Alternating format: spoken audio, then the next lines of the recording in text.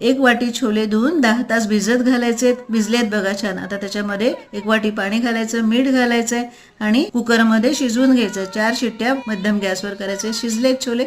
आता एका बोलमध्ये अर्धा टीस्पून तिखट, थोडीशी हळद, अर्धा टीस्पून धने पावडर, जिरे पावडर, 1 टीस्पून चाट मसाला, थोडं मीठ घालायचं, मिसळून घ्यायचंय. त्याच्यात पाणी घालायचंय.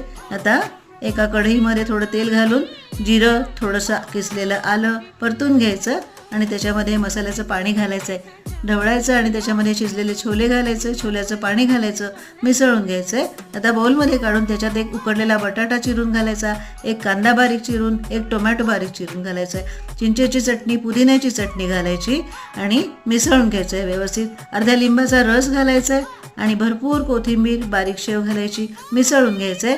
असं हवं ओलसर. आता बोलमध्ये काढून त्याच्यावर दोन्ही चटण्या घालायच्या, नंतर कोथिंबीर आणि बारीक शेव घालायची. तयार आहे आपलं छोले चाट.